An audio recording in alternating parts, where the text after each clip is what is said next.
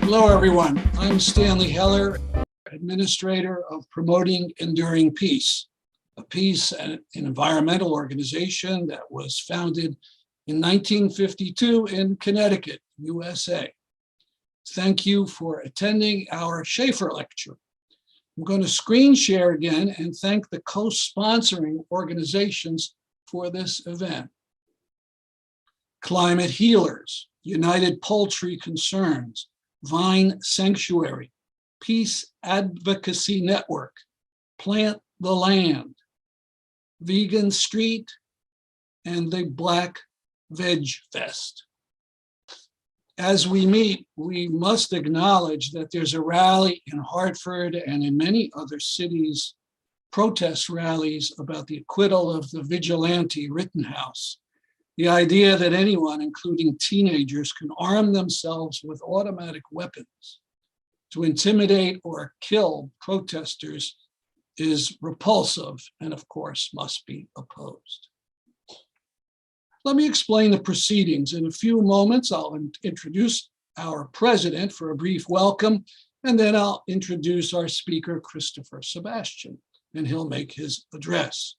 Christopher wanted this to be a meeting rather than a webinar, so he could glance down at times and see your faces and your reactions.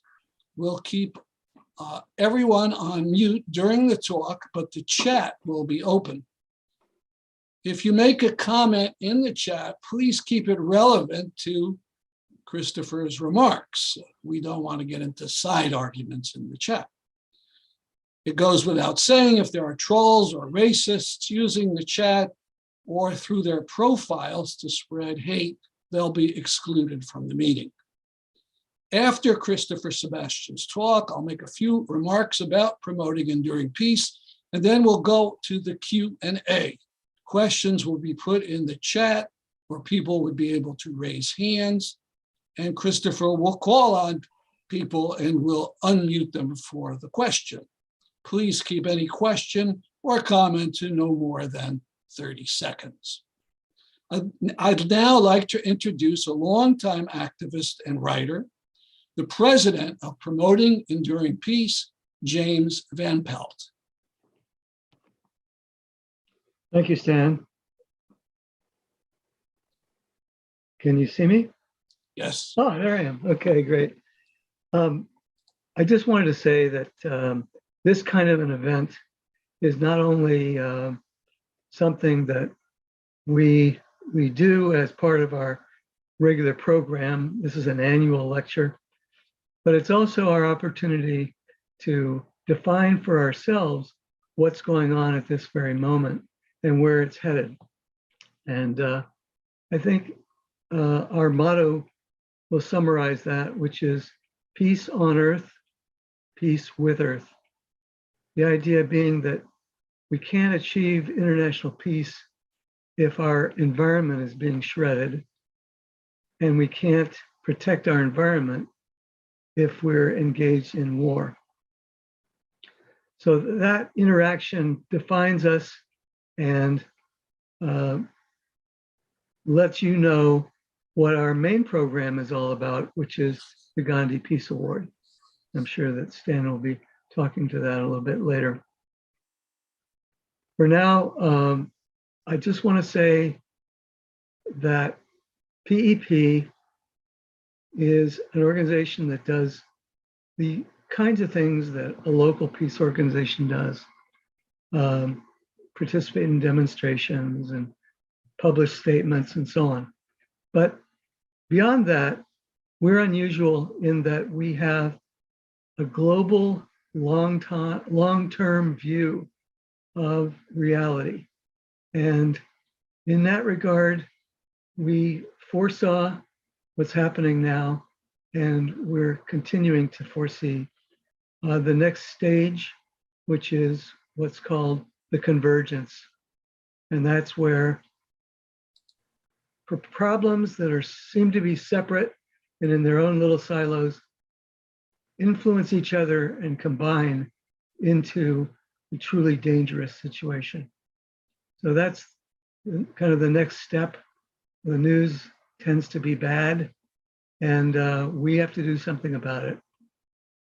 We anticipate a polarization between the forces that are destroying the earth and shredding the peace, and the forces that are small now, but that are in touch with reality and that will join together with many, many other organizations and millions of people to move forward and confront the evil.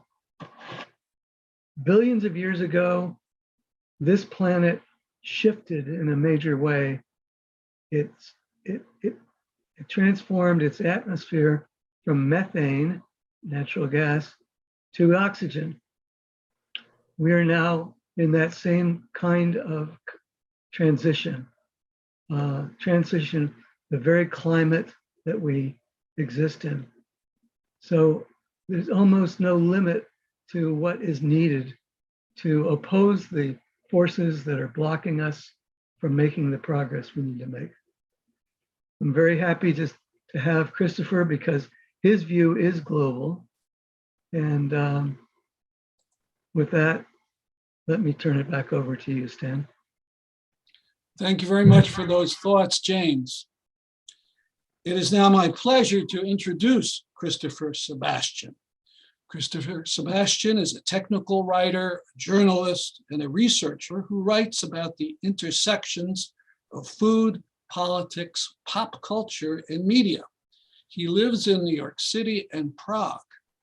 He lectures on speciesism at Columbia University and is a board member of Peace Advocacy Network.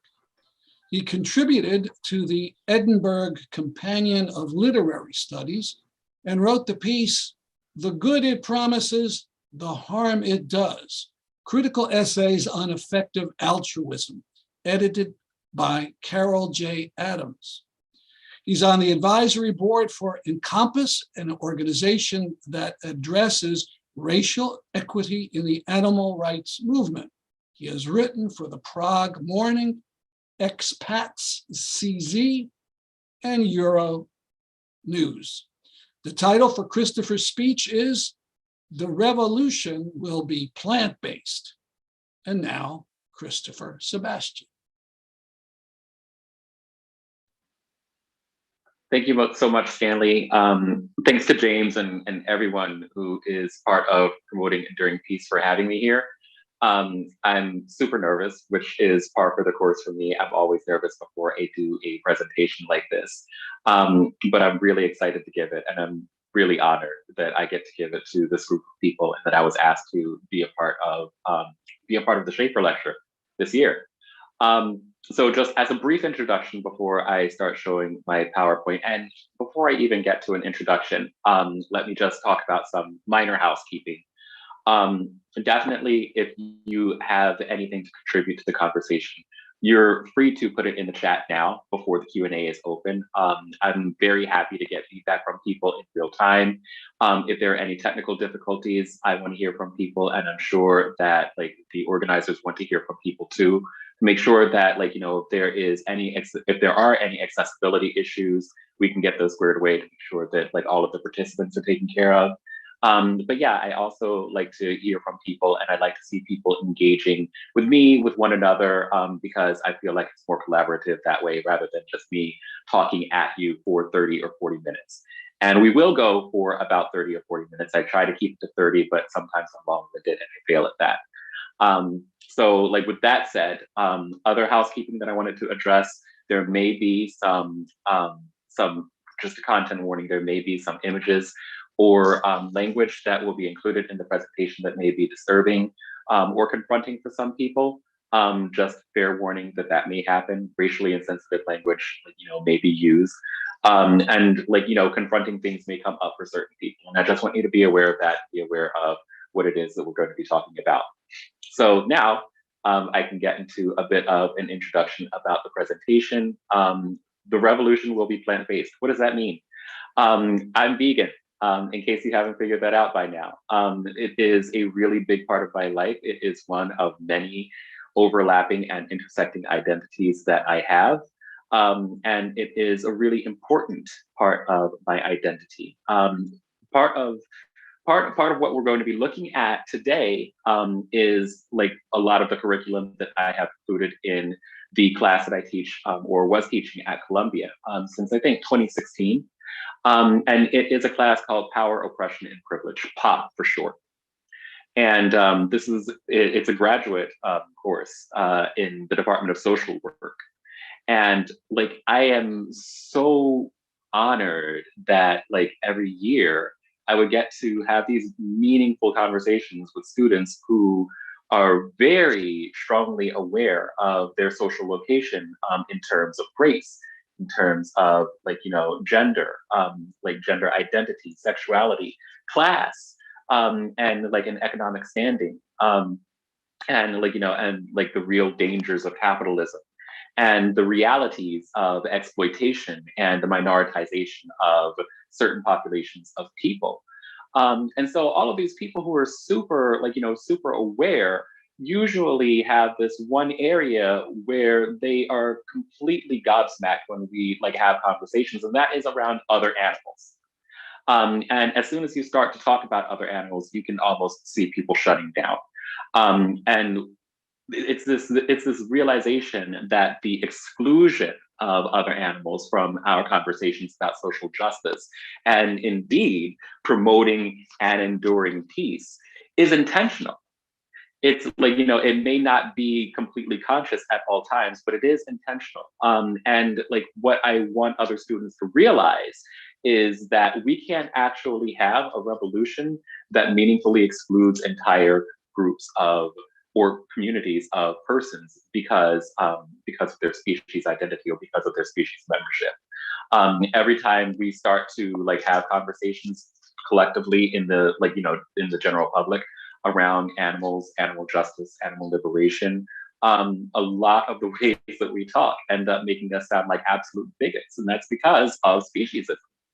And so like veganism, the way that I practice it or the way that I talk about it is a response to that bigotry, a response to that discrimination. It is one of the practices of animal liberation that we need to collectively implement as best we are able. But that's not the way that it's usually perceived. And we'll go over why that is. So we're going to start with we're going to take the Wayback Machine, we're going to get in our time machine and go in the past, and we're going to talk about some of the origins or some of the points of origin that that have been identified by multiple scholars about where the origination of this bigotry has occurred at different points in human history.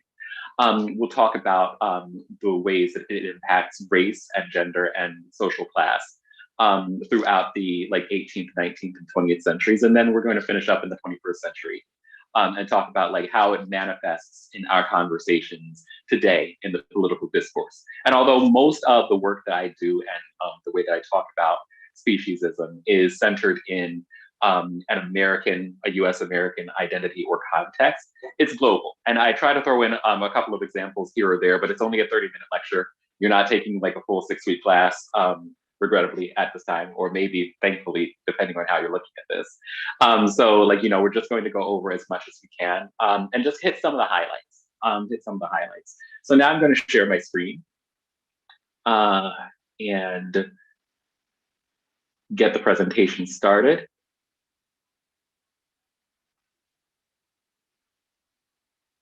Here we go. Take it from the top, from the beginning. I can see it on my phone screen and I can see it on my laptop. I'm using my phone for the video portion because my laptop is old and feeble, and it can't have video functions for me. So yeah, the revolution will be plant-based, and like I said, we're going to start in the past. And I saw a couple of names that were in the participant list of friends of mine. So this might be old hat for you. You may have seen some of these slides before. If you have, don't say anything, just act surprised and be like, oh my God, I've never, this is brand new information for me. and just like and help hype me up a little bit. But yeah, like we're going to start way back in the day, and one of the like touch points that like I had identified insofar as this like this binary between humans and other animals occurred around the Enlightenment, and like you know we had a lot of really great thinkers, a lot of great philosophers. So philosophers, sorry, again I told you that I'm nervous. Who came up during the during the Enlightenment and who had amazing things to say. Not to discount any of them, not to discredit any of them, but when we look at some of their ideas, this is John Locke right here. Like, you know, you start to see where, like, you know, where this binary has, like, you know, as kind of like started to creep in or started to be established in more discrete ways. If you're familiar with John Locke, then this quote is probably familiar to you. Like John Locke talks about like natural rights that humans have. And these natural rights are derived from natural laws who are conferred to us by God himself. And this particular quote I think is really interesting because he says, all mankind being all equal and independent, to no one, excuse me, all mankind being all equal and independent, no one ought to harm another in his life, health, liberty, or possessions. And this is important because if anybody knows what was kind of going on at around the same time that, like, you know, that these words were being spoken, oh, like we already have someone who's putting it in the chat. See, this is exactly why like I like having the chat available. We're talking about white men because there were certain groups of people who were not included in all this mankind being equal. They were actually not considered equal at all. They were considered property. Black people were objectified. And so like, if you're not considered human, if you're not considered part of mankind, you're meaningfully being animalized. And so you've got this sort of like spectrum or this where there's two binaries on either end. You've got human on one end and animal on the other end, which is really absurd because when you actually think about it scientifically and biologically, humans are ourselves animals. But we kind of, around this time, had started setting up these constructs, these social constructs, in addition to, or like, you know, apart from these biological constructs that created human as a political identity and not just like a species classification. And if you've got human as a political identity, what else have you got? As like, you know, as the opposite to human in this binary or along the spectrum is the animal. As a, like, you know, as a political identity as well. And Black people, i.e. people who look like me, if we're not human, then we're being animalized on the spectrum. And so we were, and still meaningfully are, denied, like, you know, our lives, our health, our liberty, and our possessions. And so this is the political reality that we're living in. And what I find really interesting is that when I have these conversations, often with people, like people of all races and colors, like, you know, there's this resistance to that type of dialogue. There's this resistance to it because the animalization of Black and brown people makes us uncomfortable, and rightfully so, because it's insulting to be considered an animal. It's wrong to be an animal. It's bad to be an animal. But somewhere along the way, we collectively decided that like human, or the human as it was constructed by white people during this time, was the preferable identity. It was aspirational, even though it was an identity that was never meant to include us. And so instead of seeking solidarity with other animals who were also being persecuted in this collective system, we actually just made a decision, like consciously or not, to also continue to persecute other animals in the system. And so, yeah, like these are some of the origins of it. And of course, John Locke wasn't alone.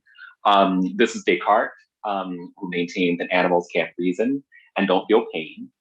Animals are living organic creatures, but they're automata, like mechanical robots.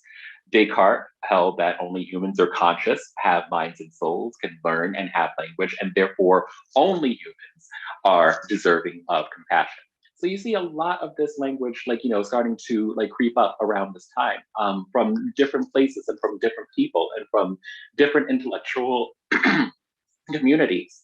And so it wasn't just like confined to one place, but as we like create these identities, these conflicting identities, like, of course, it has consequences for Black and brown people. And There are others as well. Like this, what Descartes is talking about is polygenesis. Polygenesis is a theory of human origins, which posits that the human races are of different origins. This view is opposite to the idea of monogenism, which posits a single origin of humanity. Polygenesis amounted to a justification for Europeans believing themselves essentially different from the rest of the species. So if race, like if different races were actually different species, this like further justifies that Black and brown people are different kinds of animals. We weren't all the same. And it like as like, you know, as it says here, like polygenesis was a justification for Europeans themselves, believing themselves essentially different from everyone else and superior too. And so in that way, again, we see this further animalization that is like, you know, that is occurring. And so like when sometimes even when I'm talking to other vegans, this is actually a really interesting thing to observe, because they often think, well, what does race or like, you know, or social class have to do with like veganism? It's just about animals, right? Well, like it has a lot to do with like, depending on who is considered a person and who is considered an animal, these things you can't help but observing that, like, you know, that they're intertwined.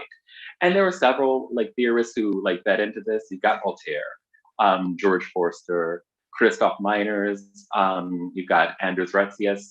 And as I said before, it has consequences for us even now today. This is an article from 2015. Of course, there are several dozens of articles that I could have chosen from that are just like it. And it says San Francisco cop said it was legal to murder a Black man because he was an animal. So like unconsciously, we are still creating this, like, you know, this dichotomy between who is considered human and who is deserving of like of objectification and in many cases murder based on who is perceived to be an animal. And there are other touch points as well. Like 19th and 20th century literature is just absolutely littered with animalizing language, or like, you know, language that creates this dichotomy or reinforces it in some way.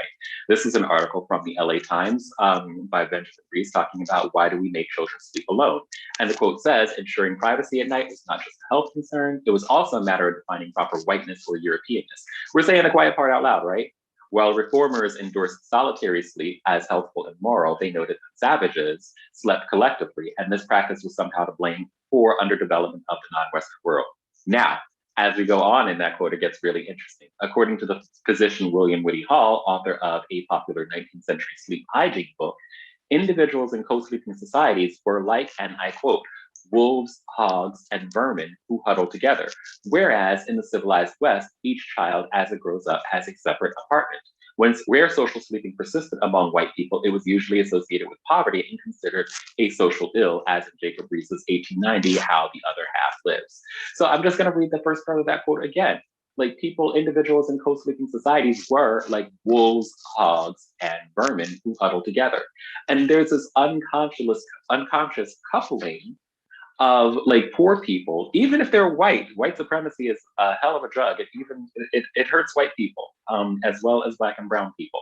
People who were in co-sleeping societies were like these animals, and not just any animals, but these specifically targeted animals as undesirable: wolves, hogs, and vermin. And so, like, you know, there again is this unconscious animalization and this reinforcing of the idea that like anyone who is not part of this like white, often male, cisgender, heterosexual upper class, who is also land owning and able-bodied, like, you know, you are part of this permanent underclass that is relegated to that status of an animal, and worth very little more than what an animal would be worth in our society. And of course, like I said, there are like global consequences for this as well. In Japan, for example, like up until the late 1800s, Japan largely existed as a vegetarian society. And like, you know, it wasn't until like Westerners or Europeans actually started coming to like, you know, started expanding into other places, that they started eating more meat. Like they were vegetarian societies because the primary or like the main religions in Japan were Shinto and Buddhism, which largely had prohibitions against the consumption of meat. But then what happens? You see Europeans showing up and like in an attempt to mimic the wealth of European societies. You see like, the relationship with other animals changing in a drastic and meaningful and very rapid way. And this is from the book Meat Hook by author Marta Zaraska. It happened again. The American occupation after the Second World War gave another powerful boost to the Japanese hunger for meat. The Japanese observed the war victors stuffing themselves with hamburger steaks and bacon. And it persists now too, like between 1970 and 2005, the total amount of beef consumed within the city of Tokyo alone increased by about 160% and 90% for pork. So like, yeah, like these European attitudes toward animals, and especially the consumption of other animals starts to have global consequences for everyone. And it changes, it has changed our relationship with other animals, like just like so much. And I could give you like dozens of examples from all kinds of countries, African countries, South American countries, even here in North America. Like, the way that you see like people's relationships with other animals being changed in places like Mexico. But again, like I don't have time to get into like, Brazil and what's happening there, particularly with like, the devastation of the rainforest for livestock farming.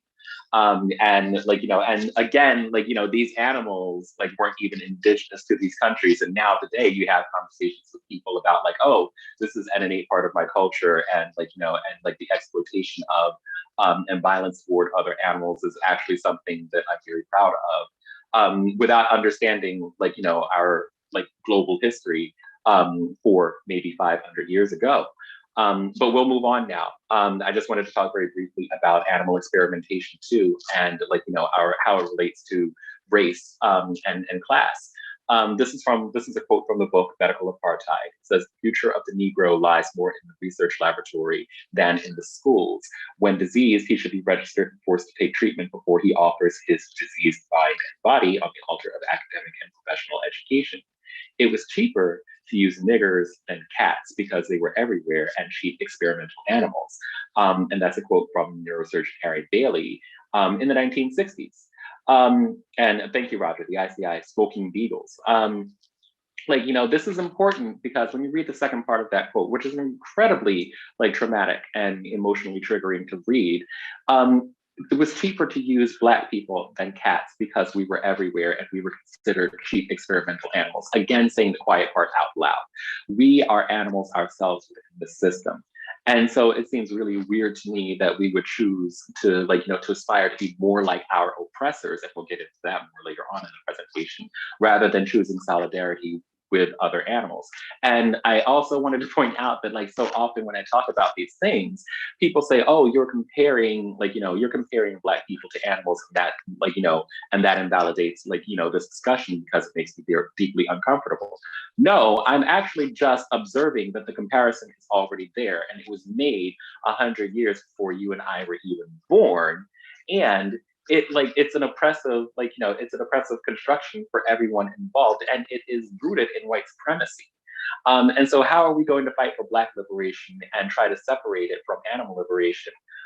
We create this binary where these things are in opposition to one another, where like Black liberation has to come like at the expense of or instead of animal liberation, or vice versa, when in reality, like, both of us are oppressed communities who are experiencing the residual, the residual harms of white supremacy throughout like Western civilization for hundreds of years.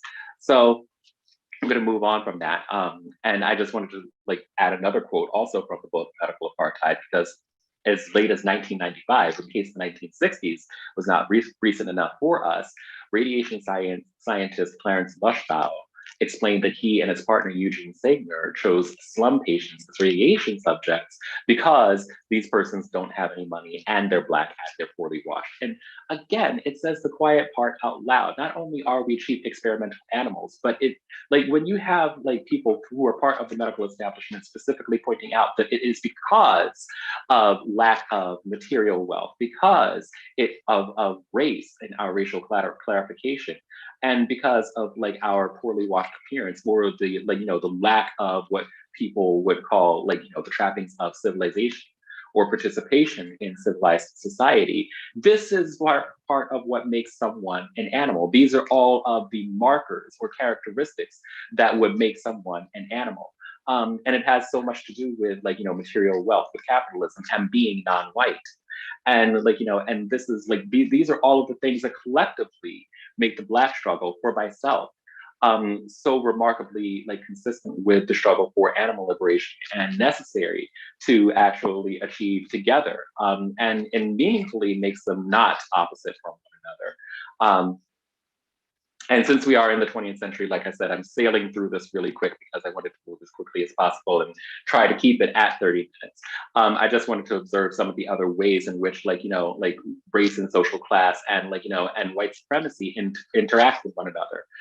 This is an image of Edward Bernays, and a lot of people, I love telling kids this in the classroom, a lot of people don't understand Edward Bernays and the importance of his work as the father of modern propaganda, or as he renamed it, public relations, which is itself an act of propaganda. Bernays is actually the nephew of Sigmund Freud, or he was the nephew of Sigmund Freud. He wrote the book on propaganda. But the reason why I think that it's so compelling to bring him up in the classroom, especially when having conversations about speciesism, is because, in particular in the United States, we have this relationship with one food, and that food is bacon. We have this almost cult-like worship around bacon. And if you ask the average person, they'll tell you that they absolutely just love bacon. It's just something they love. And it's divorced from any sort of critical analysis of why you may love that particular food. And a lot of it goes back to Edward Bernays, who during the 1920s was approached by the Beechnut Packing Company because they wanted to sell more pork.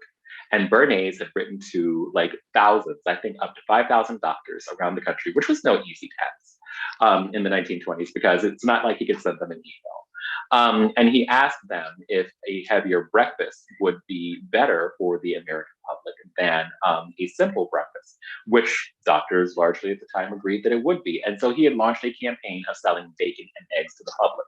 And that was the first wave of of making bacon a staple food among people in the United States and broadly around the world after that, because American imperialism doesn't happen in isolation, does it? And that's just one of several waves of bacon mania that had oh, thank you so much, Roger, for actually putting that that recommendation in there. Please, definitely, like I said, check the chat. There are going to be awesome recommendations for books, articles, or pieces from other people in there, where you can do all of the research on this yourself. Bacon also holds such a significant place in the American consciousness because of its because of it being a very specific food that fuels white supremacy, in that Jewish people have prohibitions against eating pork, and Muslim people have prohibitions against eating pork. And we'll talk about that a little bit too, in how that manifests in the 21st century. But this specific use of that that particular food is it's fascinating to observe how it just skyrocketed in consumption, all because of the levers that have been put in place by the machine of capitalism, and by specific people, in the service again of white supremacist institutions over and over again. So no, I can't accept that you just quote love bacon, independently of any of the other social, cultural, or political and economic factors that have influenced that decision that you need to love this particular food. Nothing occurs in a bubble. And this is animals are deployed in various ways within our culture, and the objectification and exploitation of them, it just manifests in so many ways that we're very, very unconscious of, and we really, really need to investigate in order to better unpack our relationships with other animals. And this is from AmericanTable.org. Believe it or not, bacon's association with the American breakfast is barely a century old. Before this, the majority of Americans ate more modest, often meatless breakfasts that might include fruit, a grain porridge, or a roll, and usually a cup of coffee, which I would like to point out is generally a vegan breakfast. And so we treat the non-consumption or the absence of animal products from our diet as something that is weird and foreign, and that that is just completely unimaginable. But that's a part of like, just the bigoted imagination that we have, or the mindset that we have, that can't conceive of a world without animal exploitation, when in reality it's actually like, it was quite common up until very recently. We have very, very short cultural memories, and we've got a lot of deprogramming to do.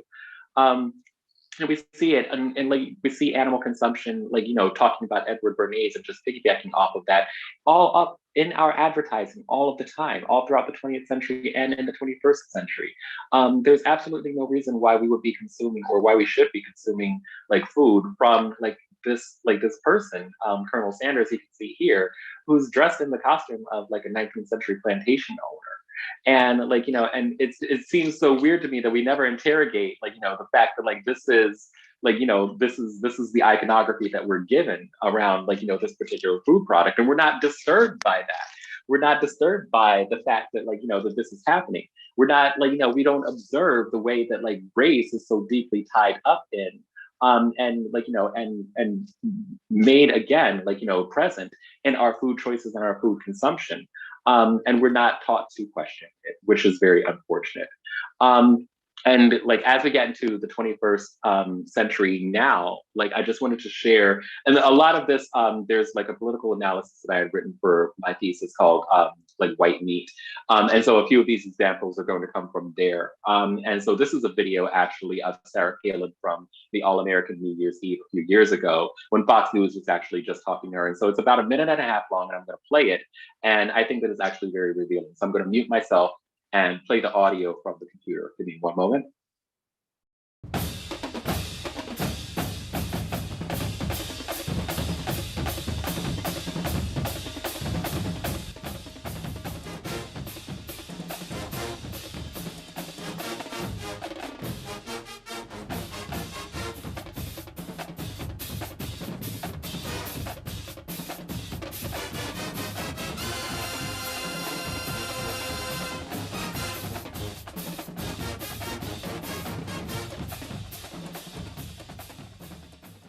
And so what you're seeing here is like, is the use of meat as a dog whistle to like, to who is considered to be a quote true American.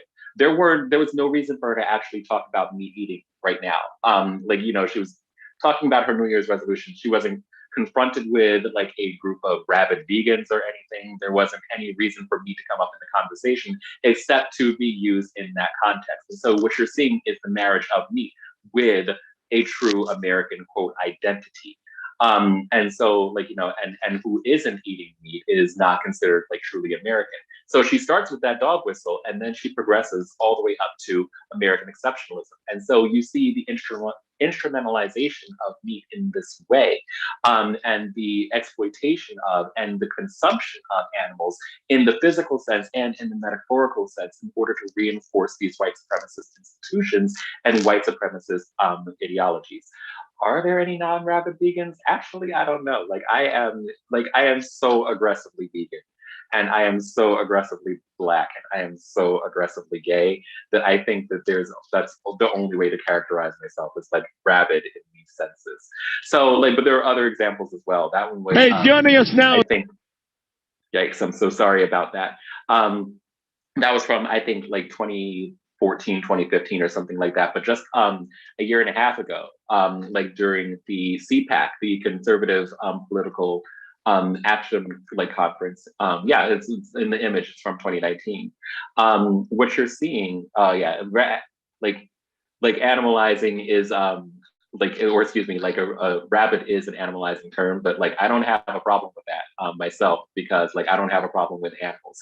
Deconstructing language and like, and the use of it in that way is kind of important. But this is an image of Sebastian Gorka, and he's talking at CPAC, and he's talking about like the quote Green New Deal. And he's saying what they want to do. And I quote him here: they want to take your pickup truck, they want to rebuild your home, they want to take away your hamburgers. This is what Stalin dreamt about but never achieved. You're on the front lines of the war against communism, coming back to America under the guise of democratic socialism. And so you're seeing here, like there's a mysterious they. He doesn't actually name who they are. But like, they're absent from this. It doesn't matter who they are. It's just about the fear mongering. and the marriage of very specific things to communism. And so again, you're seeing this setup of like a very specific type of white nationalist identity that's being built here, and he's building it around having a pickup truck.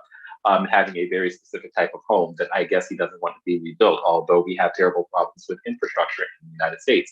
And most specifically, he closes with, they want to take away your hamburgers.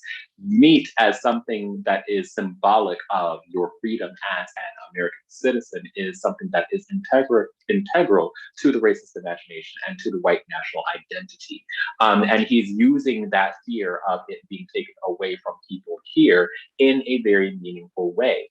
He's also completely wrong. It is ahistorical to say that like this is what Stalin dreamt of, because contrary to what he thinks, Stalin actually sent emissaries to the United States to study food production, and what they did when they had gone back home was to implement the production of, guess what, hamburger patties.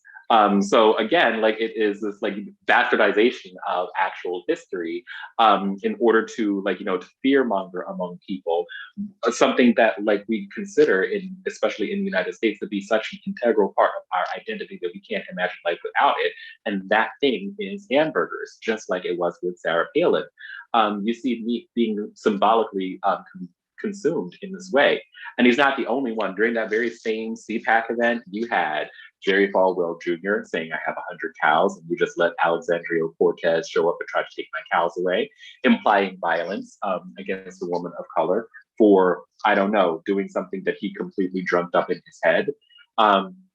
Donald Trump Jr. making jokes about how he loves cows and they're delicious. Mark Meadows saying with this Green New Deal, they're trying to get rid of all the cows. And Ted Cruz saying, I hope to see PETA supporting the Republican Party now that the Democrats want to kill all the cows, which definitely underscores the fact that Ted Cruz doesn't understand how hamburgers actually get made anyway. But again, everyone in one form or another at this conference was hyper-focused on meat, because this is one of the things that is so fundamental to being white, and in many ways being what we consider to be human in like, you know, in Western society. And so like, you know, we've coupled this with like, you know, with this part of our identity in a way that like can't be divorced. And you see it playing out actually in political circles, in political races, like all around the country. This is actually from 2020. And again, like this might be familiar to some people. This is the Senate race that some of you may remember if you're coming to us from the United States here, between John Ossoff, who was the then 37-year-old Senate candidate, the Democratic Senate candidate, against Senator David Perdue in Georgia. And Ossoff, of course, being like, you know, like I said, 37 years old, Democratic candidate and Jewish. And like, you know, he launched his campaign by actually going to Slutty Vegan, which is a restaurant in Atlanta. And it's a obviously vegan restaurant. It's literally in the name, and it's owned by a Black woman. And so what's he symbolizing by going here? Like you can see from the tweet on the left, like, you know, he's showing up to Slutty Vegan in support of this business. And this is how he kicked off his campaign that first weekend. Like, you know, like what is he signifying? Support for like local businesses, support for the Black community. And like he's also underscoring his understanding of the climate crisis, because one of the things that like we need to focus on in order to like help to mitigate the worst effects of climate change is food consumption, in particular livestock, which is a huge and under-discussed contributor to climate change. And so like these are like, you know, these are some of the things that he's signifying. So it's the absence of like the consumption of animals that is being utilized or instrumentalized in this campaign. And just a few hours later in the tweet on the right from like Team Purdue, you can see that like, you know, he's saying Ossoff can have the plant burger, we'll take the all-star special, pick your side, Georgia. Which, by the way, Georgia actually did, because Ossoff won that race. Now, like whether or not it's because he went to a vegan restaurant, like we're not going to say that like that it's specifically for that reason. But like, you know, but you can see playing out in real time between these two tweets, the use of animals or the instrumentalizing of animals in this way, in the objectification of them. Because in the image that, Purdue actually has, you've got this traditional image of him sitting in the Waffle House with his arms swung around his wife. Very traditional values are what he's signifying here. But literally, he foregrounds the consumption of animals. And he's shunning the absence of animals, or the not eating of animals. And it's a very specific choice of animal foods too, because once again, bacon becomes such a motif that you see being utilized over and over again, especially when people are dog whistling white supremacist ideas. These things are always, they're constantly operating in the background, although they're invisible to us because we don't realize how deeply entrenched the consumption of, objectification of, and exploitation of animals is in our everyday culture. And you see the industries themselves actually, they get in on the act too, and they participate in this as well. This is from a quote from Beef Magazine, and they're doing the fear mongering too. It's like an almost religious call and response. The fight for the center of the dinner plate is on. If tofu, beans, and lentils become the #1 recommendation as the plant-based protein substitutes to beef, then we've not only failed our own industry, but we've failed the children, military, hospital patients, and nursing home residents who will eat according to the new dietary guidelines for America. And so again, you see so many familiar tropes, think of the children. Oh my God, we don't want to fail the children. Fealty to the military, military worship, support our troops. Hospital patients, veterans, nursing homes, up will become down, black will become white, the sky is going to fall, and the bricks will come out of the ceiling. These are the things that are going to happen, and people eat tofu and beans and lentils. Oh my God, no. It has to be beef. This is a fundamental attack on our identity as American people, as good people, as an attack on our freedom. And you also see this with the American Beef Battalion. And yes, there's actually an American Beef Battalion. This is a website that you can go to. You can find it online, and this is their homepage. And you can see the purpose. It's in very small letters, so I actually wrote it again. Purpose is written across the bottom. Organize and sponsor steak feeds, entertainment, programs, meetings, and projects with service members and their families. Encourage and assist them in any reasonable manner. Foster among the people of the United States an appreciation, respect, and honor for our military service members whose sacrifices have and will continue to make our freedoms possible. We're literally wrapping beef up in the American flag. And their last line literally says, and will continue to make our freedoms possible. Beef is symbolic of freedom in these United States. And indeed, again, around the world, because as I mentioned earlier, American imperialism is not confined to America. It never takes a day off, and it very rarely sleeps. And so this is the violence that we are that we're actually projecting to everyone else. And it literally starts with violence against other animals and turning actual meaningful persons, and animals are persons in every way. Personhood is literally conferred to animals in a variety of ways, and we recognize it on an individual level, if not a systemic level. And we turn these persons into objects by treating them as exploitable resources, and then we make those exploitable resources symbolic of our own freedom. And so this is these are the things that that are representative of my veganism and what it means to me. I actually had one more slide. You know what? Forget it. I'm gonna see if I can find it right now. No, I can't. I didn't. I thought that I had my other presentation that I borrowed it from. But there was actually a slide showing the pastor Rick Wiles, who was railing against the consumption of of plant-based burgers, and saying that actually consuming plant-based burgers is part of a Luciferian plot. And it was designed to change your DNA so that you cannot inherit the kingdom of God.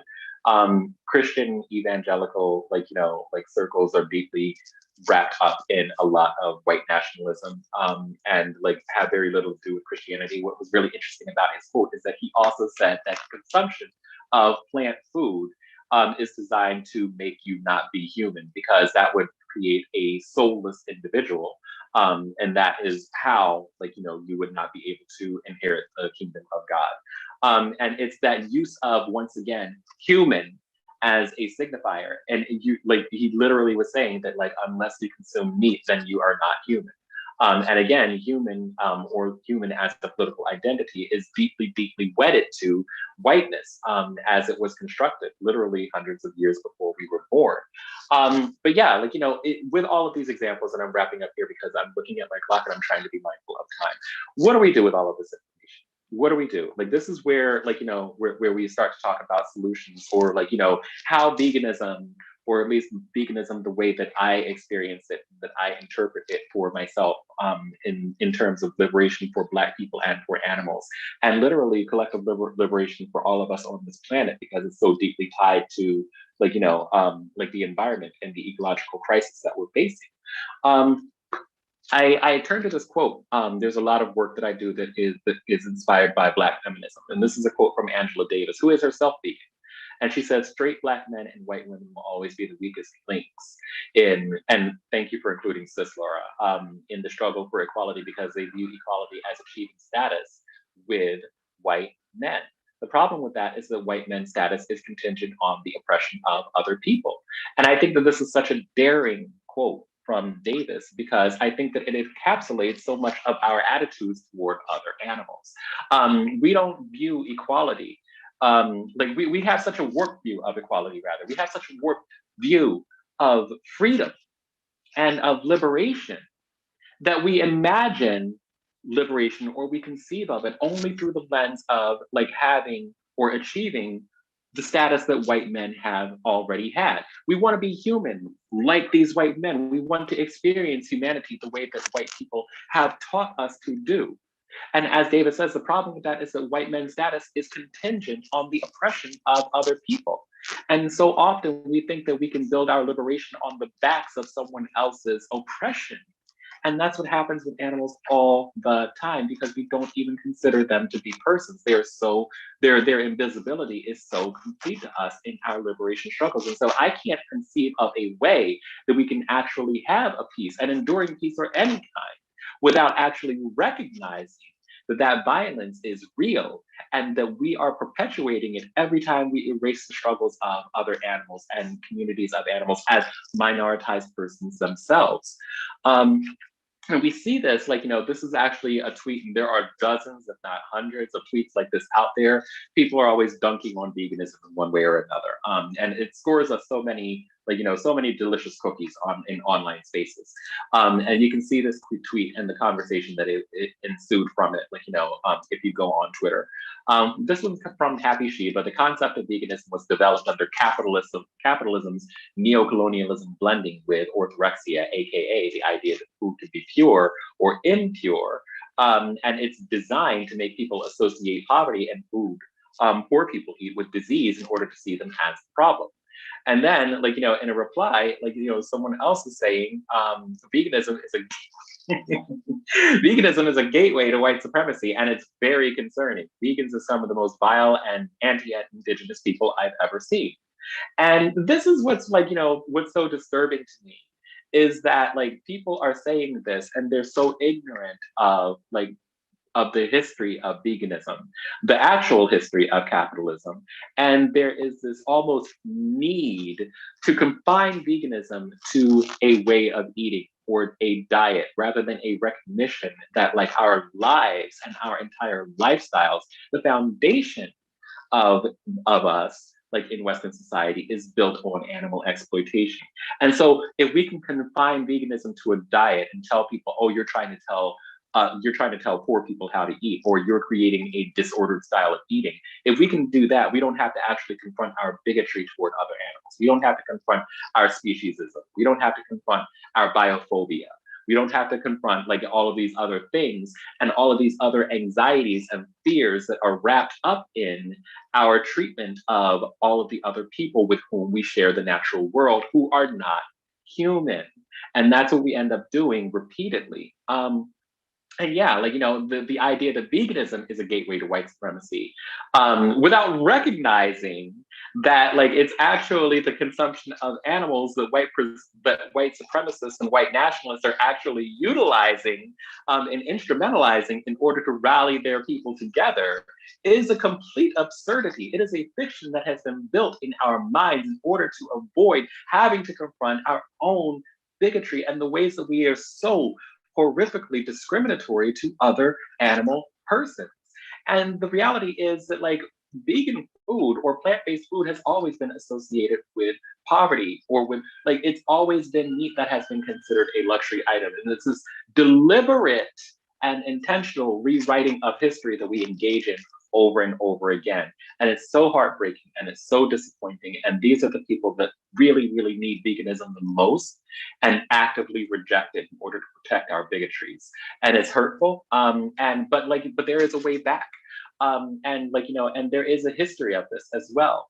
I don't know how many of you are familiar with the MOVE organization, but the Philadelphia MOVE organization was a Black liberation group who strongly believed in animal liberation as well. They existed in the 1970s and 1980s. They're still there.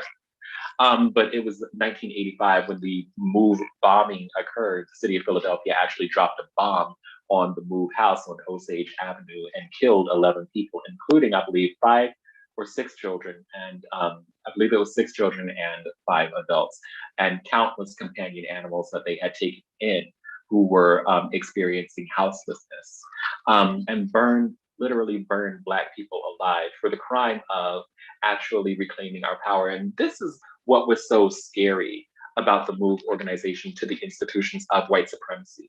They recognized that Black liberation and animal liberation didn't have to occur separate from one another. And so you see this quote here from Janine Africa. This was this was actually for The Guardian, I believe in 2018. She said, "We demonstrated against puppy mills, zoos, circuses, any form of enslavement of animals. We demonstrated against 3 Mile Island and industrial pollution. We demonstrated against police brutality, and we did so uncompromisingly. Slavery never ended. It was just disguised." And and that's so powerful to me because again, when people try to reduce veganism as a style of eating or as like a dietary choice, they're trying so desperately to make veganism small, when really the liberation of other animals encompasses like companion animals who are trapped in puppy mills, animals who are confined to zoos, which is a relic of colonialism itself. And a large part of the prison industrial complex is as it is like executed against animals. Circuses, any form of enslavement of other animals. And then there's also this quote from that same article. "Then there were the dogs. When the 1978 siege happened, there were 12 adults and 11 children in the MOVE house. The 1978 siege being separate from the 1985 bombing. And 48 dogs. Most of the animals were strays taken in by the group as part of its philosophy of caring for the vulnerable." Notice that it says that it was a philosophy of caring for the vulnerable and not vulnerable humans themselves. Vulnerable communities can extend and do extend to other animals as well. Black liberation, animal liberation, the two are as one with MOVE. John Africa was known as the dog man, as he was rarely seen without one. And just as we wrap up, just looking again at that tweet, talking about how anti-Indigenous veganism is, when the reality is that it's the consumption of meat products. If you live in the global West, you're consuming animal products, you're doing so much harm to Indigenous communities because the amount of deforestation that occurs in order to farm, people say often, oh, it's for farming soy so the vegans can eat it. Vegans, I have to tell you, are only 3% of the population, if that. It is not soy consumption for vegans that is driving global deforestation, and especially in the rainforests in South America. It is soy that is being farmed to feed farm animals, and it is for the deforestation for livestock farming itself. And it's an under-discussed part of the climate crisis because we don't want to actually, as I said before, confront our own participation. As long as we focus the discussion around fossil fuels and energy use, we don't have to actually examine our own individual consumption habits and how they contribute to the climate crisis, Indigenous communities or harm to Indigenous communities, and anti-Blackness around the globe. And this is just from a few weeks ago. This was the BBC was reporting that COP26, a document leak reveals nations lobbying to change key climate report. Brazil and Argentina, two of the biggest producers of beef products and animal feed crops, again, soy, argue strongly against evidence in the draft report that reducing meat consumption is necessary to cut greenhouse gas emissions. And thank you for that. It's about 70% of of these animal feed crops that are that are for animals. It's not for human consumption. The draft report states, plant-based diets can reduce greenhouse gas emissions by up to 50% compared to the average emission-intensive Western diet. Plant-based diets can reduce, I'm just going to say this again, can reduce greenhouse gas emissions by up to 50%. I don't know how in the entire hell any of us can have a conversation about promoting enduring peace without making sure that that peace starts on our plates. We can't stop 100 companies from polluting the planet. We can't necessarily all drive hybrids tomorrow or have access to public transportation. What we do have control over is our relationships with other animals. Most of us who are high earners living in Western society have access to plant-based foods. We may not be able to eliminate our consumption of other animals entirely, or the exploitation of other animals entirely, but we can minimize that as best we can. That's something that we have control of multiple times a day. And that is one of the main ways that we can that we can promote enduring peace. And so when I say that the revolution will be plant-based, this is what I mean. It has to be plant-based because there literally is no other way forward. And to not recognize that or to intentionally ignore that is only going to further fuel the ecological crisis that we're facing and inequality with one another as humans, because humans and other animals, we're all in this together. And that brings me to my very last slide, solidarity. It's not a matter of altruism. Solidarity comes from the inability to tolerate the affront to our own integrity of passive or active collaboration in the oppression of others. And from the deep recognition that, like it or not, our liberation is bound up with that of every other being on this planet.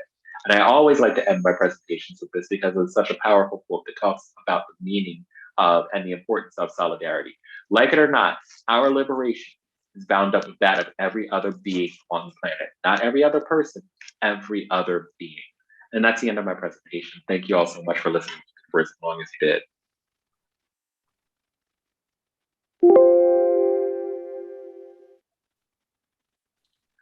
All right, I have stopped the share. There we go. Go for it, Stanley, please. Thank you so much for that excellent and insightful talk. And I would point out that just this year, PEP endorsed the Universal Declaration on the Rights of Mother Earth that has a lot in common with the things you've been talking about. Now, before we turn to the Q&A, a few more words about promoting enduring peace. And I'm going to screen share.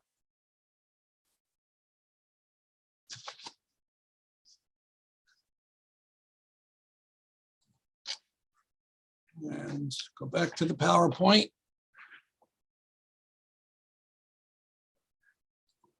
Not yet. Try it again. Okay. You saw this one. So some things about promoting enduring peace. And this is our website. And as you see on the bottom, you get to it by pepeace.org. And I mentioned these sponsors, but on our website, we also have links to the 7 co-sponsors' sites and their Facebook pages and Twitter and so on. And I would encourage you to explore these groups, see what they're all about and see what they have to say. A little further down on the home page, we have a section about PEP membership. And for $20 a year, you become a PEP member and you can help us out financially and then join in the work that we do, the various campaigns, and become part of the mailing list that we have. And if you're interested in that, you can contact us at office@pepeace.org. That's right over there. And I mentioned campaigns, and we're involved. Well, we have a bold new program to avoid climate collapse. Very radical in some of its ideas.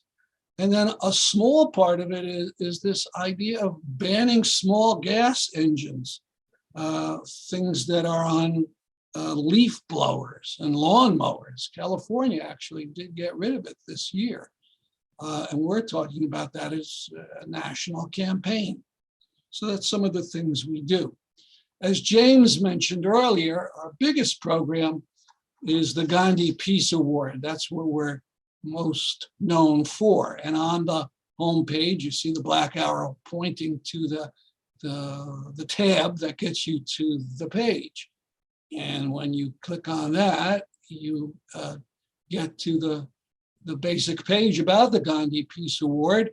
You'll see these two people who were our recipients just about a year ago. White Helmet Maysoon al-Masri from Syria, and Dr. Zahar Salul, another Syrian. In the past, we've had Jackson Brown, Omar Barghouti, Ralph Nader, Cesar Chavez, and many others, going back to 1960. And I'll close that. And hopefully Christian has had a chance for a glass of water or some refreshment. And now we're going to, before we go back to the Q&A, I want to mention an honorarium goes with the Shafer Lecture, and Christopher Sebastian has generously donated his honorarium, dividing it up and donating it to Happy Acre and the Caring Vegan Community London. And before we do the questions, just want to mention, you can put a question in the chat. And if you're calling in, you hit *9, and that'll let us know you want to make a question. If you're on the computer, if you don't want to use the chat, you can use the reactions down on the bottom right section. And if one of those reactions you can use as a hand that raises, and hopefully we'll get to you that way. And Christian will call on you, and back to you, Christian. Hey, just was unmuting myself. Thank you so much again, Stanley, for that. I was checking out the chat in the meantime while Stanley was giving us more backstory, and I want to address a couple of the things that had come up. First of all, thank you again to everybody who was posting your thoughts and comments and suggestions and recommendations in the chat. That is so important to me, and I always learn a lot from other people when you do that as well. And this is part of the reason why I like having the chat open during talks, so that it feels collaborative. People are talking to one another and being able to work through things in real time with one another. And that's, I'm really grateful for that. Let's see, talking about exceptionalism. Again, the talk about being rabid, species-based language is everywhere. And I'm scrolling down, I've got a couple of new messages that are closer to the end. This is important from Isa. Leshko agreed, let's also recognize how many white vegans and animal rights organizations promoting plant-based Thanksgiving dishes without denouncing the holiday itself, and how it whitewashes history. That's actually really important, and we shouldn't minimize that or pretend that that's not happening. It is an imperfect movement, as all movements for liberation always have been. How many times have Black and brown people been excluded from the queer struggle? How many times have gay men excluded lesbians and and non-binary people from the queer struggle. Like, like how many times have like, imperfect things happened in other movements, the homophobia that's rampant or that had been rampant in the civil rights movement, and the exclusion of queer, Black, and brown people, and the separation of identities. This is present in the vegan movement too, and in the animal liberation movement. And I actually wrote about some of the ways in which racism is pervasive in the animal liberation movement in the essay that Stanley referenced at the beginning of my talk, for the book edited by Carol Adams on effective altruism. And my chapter is the anti-racist and like anti-racism and the effective altruist. And so like I address a lot of that in there too. And so I do think that it's really important that we actually address that and we recognize that that is a very real thing. The perpetuation of anti-Blackness and like anti-Indigenous sentiment in the movement. And we have to work just as hard to make sure that like, that is not the primary narrative that is being, oh, Lisa's here. She's still here. Like, thank you for still being here. That narrative, we have to make sure that that narrative is minimized and like, and reduced as much as possible. And we have to make space for the people who are talking very importantly about collective liberation and the necessity of it.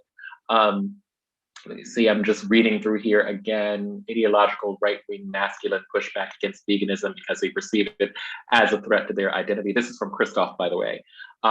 Their cultural traditions and privileges rooted in group-based dominance. Absolutely, absolutely. Dr. Priya is here.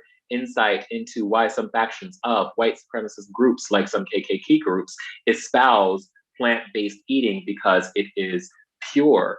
We also see this amongst some vegan racism. Some vegans, racism is alive and well in the vegan movement.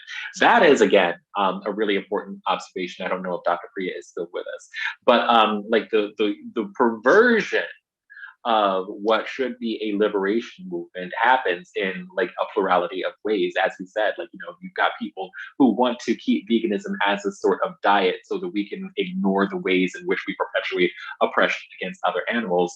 Likewise, you also have people who do use veganism as a diet that is rooted in pureness. And I think that it's not just limited to white nationalists and like, and actual literal Nazis, but you see this, like, this blending of veganism with like the wellness community and pseudoscience communities, and like, and you see this like this worship of raw diets or the popularizing of certain types of vegan diets. Oh, it must be whole foods and plant-based or else it's not really vegan or whatever have you. And again, this makes veganism very, very small. And I do not subscribe to like, all of the quote health claims that are made about vegan diets. Yes, like a vegan diet can be very healthy, but a vegan diet can also consist almost exclusively of donuts and French fries.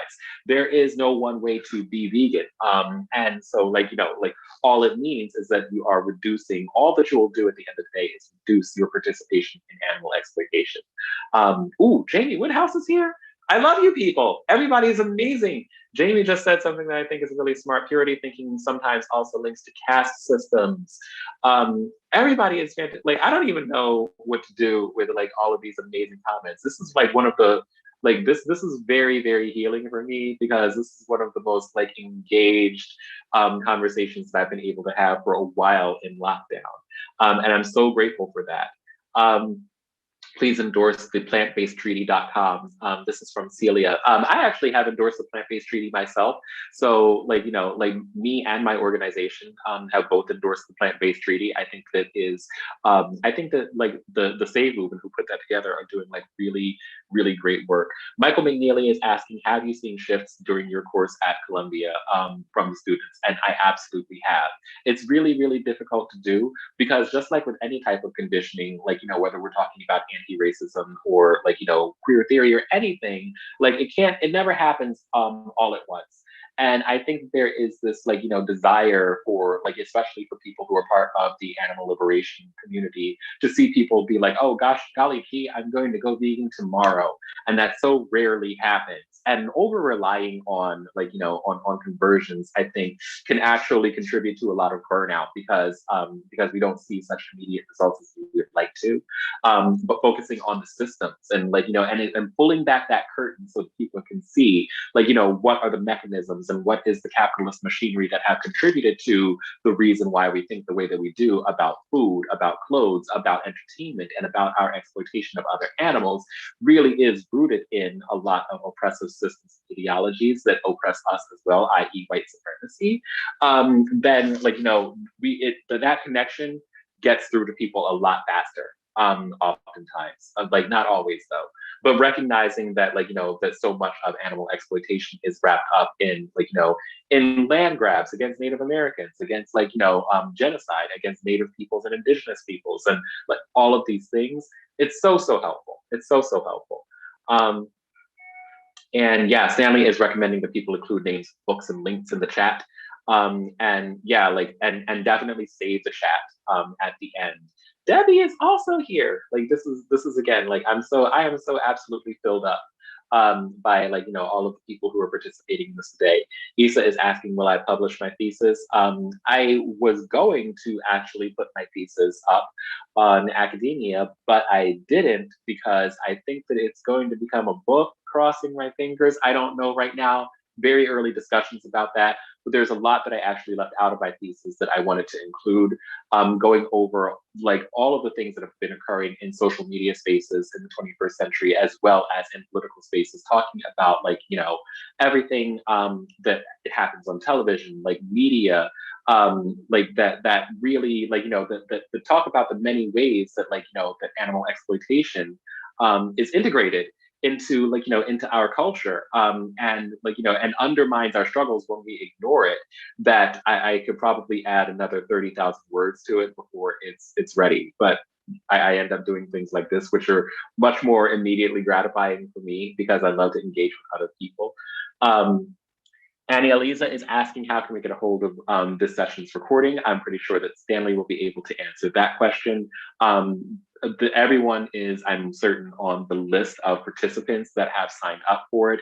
And there will probably be something on the Facebook event for this as well. I think that there are mostly comments, but not so many questions here. So I'm just skipping around trying to see if there's anything that I missed. Pratik, agree, Jamie, that was the same problem with Indian vegetarianism as well. Ooh, boy, I went to a couple of, if you're not on Clubhouse and you have access to it, definitely download Clubhouse. I went to a couple of awesome Clubhouse events where people were talking about Indian vegetarianism and casteism, and all of these things were enormously eye-opening for me. Mine is a very Western perspective, and like I said, it's mostly centered in US American culture, although European culture is included as well at different points. Dr. Priya says, can you take my class at Columbia? No, actually, because I have experienced such terrible burnout that I am no longer teaching at Columbia. I stopped this year. And I am a tired Sebastian. I am a very tired Sebastian, and I haven't really talked very publicly about that. But yeah, I actually had to stop as much as I love doing it. It was something that that I couldn't continue the traveling back and forth. I also could not reconcile going back to the States twice a year, and racking up the air miles, wanting to minimize my personal climate footprint. Along with the politics of teaching at an Ivy League university, there are just a lot of reasons why I just couldn't do this another semester. But I'm still here, obviously, and I'm still doing things like this. And I think that the accessibility of having online events is really important, because even when the pandemic is over, people with disabilities and people who have limited economic access are not going to be able to travel everywhere. Those people are still going to be here. We are all still going to be here. And I think that having online events and making sure that these things continue to happen after we all return to our normal, whatever that may look like, is really, really, really important. And I hope other people see the importance of that as well. And we don't we don't just abandon it, because we can all get back to our spaces and and hug each other in person. Although I want to do that too. I definitely plan to do that as often as I can. Let's see, Laura's sending books. Afro Dog is actually on my website. It's one of the, it is an absolutely excellent book. Thank you for that recommendation, Laura. The Oxen at the Intersection, Beyond Beef. Thank you, Rachel. Roger is here. He says, from John Talent, what do you think is the best way to bridge the gap between the non-vegan left and the vegan left? I was hoping that John would be able to answer that question for me. Maybe we'll put our heads together and we'll talk about that later, because that is really, really huge. It's really, really difficult. And I think John is doing really, really important work on social media in particular, and I'm really, really grateful for it. If you're not following the Vegan Anarchist meme page on Facebook and on Twitter, you should. And it is a portmanteau of the word vegan and anarchist. So it's the Vegan Anarchist meme page. If you look for that, you'll probably be able to find it. Laura says I better include her in that conversation, and you better believe that I will. Oh, thank you. Super, super emoji faces. And I think that's it. I'm so grateful to everybody who is sending all of all of this love. And you've really made my night. It's 8:30. I should be exhausted. I am exhausted, but I'm also full of a lot of energy right now. That comes from all of you who are participating and who stuck with me for an hour and a half, and I can't believe that. And I don't know what to say. It has been a really tough year, and I am enormously emotionally exhausted, as I'm sure are a lot of you. But being able to do things like this, they really make me feel good, and you all make me feel good. I know I've said it before, but I appreciate you all so much, and I feel enormously blessed. And I am really grateful to Pep for having me, and for being able to take part in the Shafer Lecture this year. So Stanley, do you have anything to wrap up with? Well, thank you for that great presentation and Q&A. So rapid fire, taking care of all these questions and comments. Again, people can save the chat. Down in the bottom right-hand corner, those three little dots. A lot of people have never done it. You click on the three little dots, and one of the choices is save chat. And then once you do it, you can find out where you've saved it to. It actually lets you know that, and that's important.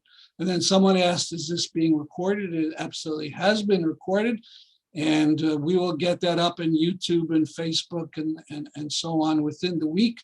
So check back at our website, and I'll put it in the chat one last time, peace.org. And that's our main link to get to our materials. And please check us out. A lot of other things that we get involved with. Any last words, Christian? None from me, just thank you all again. All right, so we're going to end now, and James is waving, and let's all wave. And have a great day or night, depending where you are. Bye-bye. Bye, everyone.